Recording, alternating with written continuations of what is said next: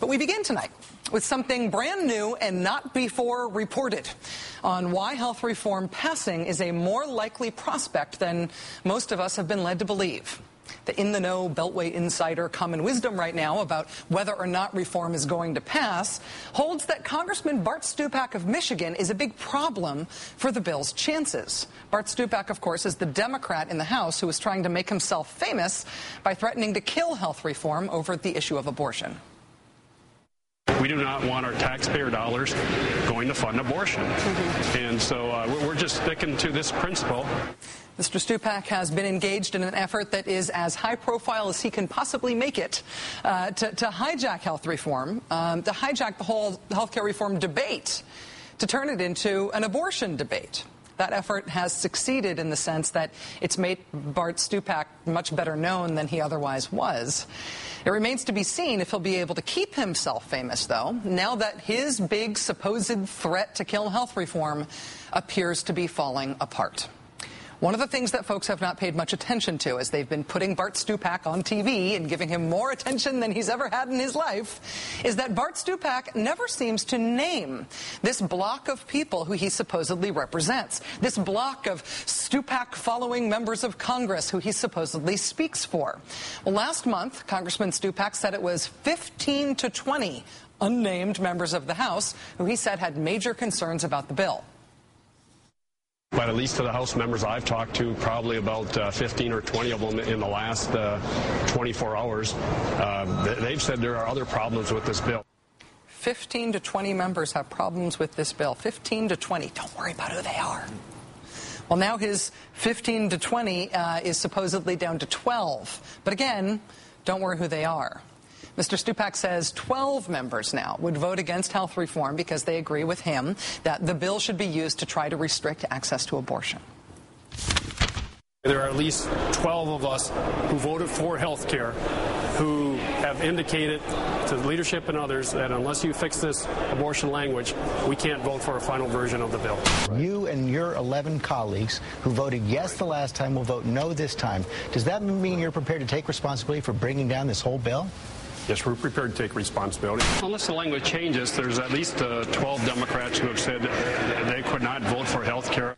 At least 12 Democrats. I have at least 12. Without naming names, Mr. Stupak has claimed to have 12, at least 12 Democrats willing to join him in scuttling the entire health reform bill for this abortion cause. The Stupak dozen, right?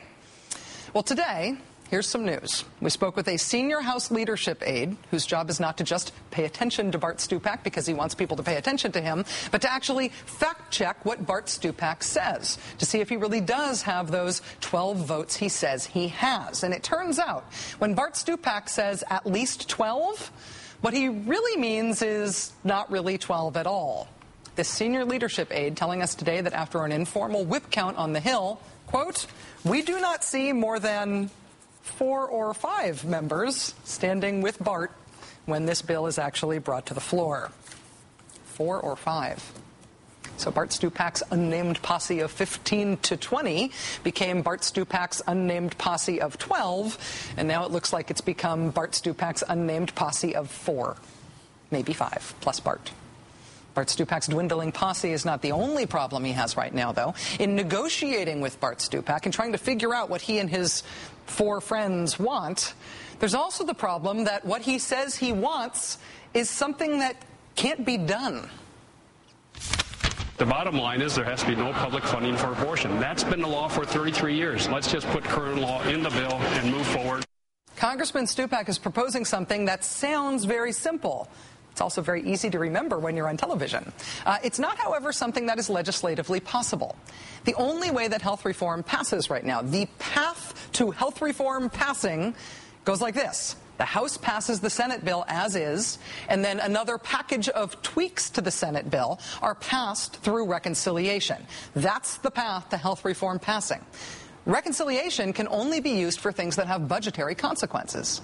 Bart Stupak's proposed ban abortion language that is what this whole stunt is about, that language can't be done under reconciliation.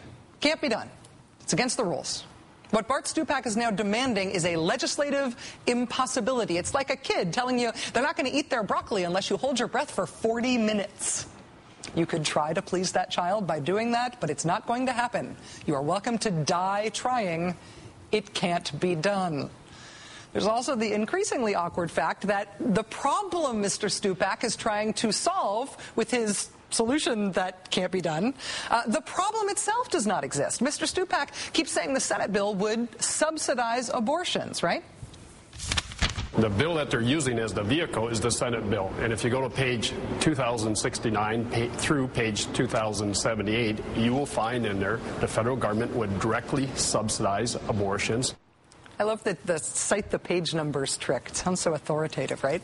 But if you actually go to the section of the bill that Congressman Stupak is citing, it turns out that's the part of the bill that points out that he's lying. Quote, if a qualified health plan provides coverage of abortion, the issuer of the plan shall not use any amount attributable to any government funds for purposes of paying for such services. Shall not subsidize abortions. Government funds shall not be used to pay for abortions. In fact, the Senate bill goes further than even that specific language. It says if you as a person receive any federal subsidies for health care, you must pay for your abortion coverage separately. Not just that you can't use federal money to pay for for abortion coverage, but you have to pay twice. You have to pay separately. The Senate bill doesn't allow spending government money on abortion, no matter how much Bart Stupak has convinced his friends at Fox and Friends otherwise. The reason that you have problems with the Senate bill is because it allows federal funding for abortion. Not actually true. Bart Stupak is not trying to keep federal money from going toward abortions. There's already an incredibly arcane procedure in the Senate bill to ensure that there is no federal funding for abortions in this at all. What Congressman Stupak's language would do is say that if you get any federal money for anything, then get this, you are prohibited from spending any of your own money on insurance that covers abortion. Because, money is fungible. That dollar that you got from the federal government for something else, even if it's not for abortions, if you spend it on insurance that covers abortions, well, that magic process of moving that money through your life somehow offends Bart Stupak's belief about the appropriate disposition of your uterus. This is not about stopping federal funding of abortion. Federal funding of abortion is not in the health reform bill. This is about stopping people from being able to pay for insurance that covers abortion at all. In fact, if you think about it, there's no reason why Bart Stupak should be trying to hijack health reform specifically in order to do this. He could be hijacking anything. I mean, let's say you get food stamps. That's a federal subsidy, right? If you get food stamps from the government, Bart Stupak's big idea would mean that you're not allowed to buy insurance that covers abortion with your own money because the food stamps government money might magically move through your life to pay for an abortion. If you get money from the government for anything, let's say you get a tax credit to weatherize your home, or let's say you participated in Cash for Clunkers, Bart Stupak's big idea would say that you're not allowed to buy insurance that covers abortion because you participated in Cash for Clunkers and because the Cash for Clunkers government money might magically move through your life to end up paying for abortion. That's the argument that Bart Stupak is essentially making. If you receive any government money for any reason, you're not allowed to spend your own money on reproductive rights anymore. Plus, you have to wear a scarlet letter. Bart Stupak is trying to create an America in which the only people who can get abortions, a legal procedure, by the way, are people who can pay for it out of pocket without insurance. So, abortion rights, only for rich ladies. That's Bart Stupak's principled crusade. I'm sorry, that's the crusade of Bart Stupak and his principled four unnamed friends. Bart Stupak's threat to kill health reform appears to be more bark than bite. What he's asking to be done can't actually be done within the rules of Congress. The problem that he's diagnosed doesn't actually exist, and everyone else other than him and his four unnamed friends believes that fighting to ban abortion or to ban it for everyone other than rich ladies is a fight that should be had separate from the fight over health reform. But there is one way in which this quixotic nonsense crusade is working for Bart Stupak. And the way it's working is that Bart Stupak gets to go on TV all the time now. Jackpot! Bart Stupak's supposedly principled stand right now has nothing to do with health reform. It has nothing to do with legislating. It has nothing to do with policy. It has nothing to do with anything that can actually happen in Congress. What it has to do with is Bart Stupak being on TV all the time. Congratulations, sir. I hope you're enjoying your 15 minutes. Now, who's been paying your rent? Bart Stupak, you want to be famous? You're getting famous right now. In terms of America getting to know you, there is still one big piece of the puzzle you continue to dodge our questions about.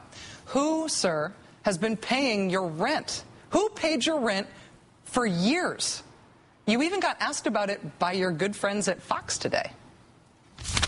The liberal blog Daily Costs now has picked up on charges that the condominium that you rent in D.C. from a Christian group, that you're paying too low of rent, and they're calling now for both the IRS and the House Ethics Committee to investigate you. How would you respond to that? They investigate all they want. There's nothing improper.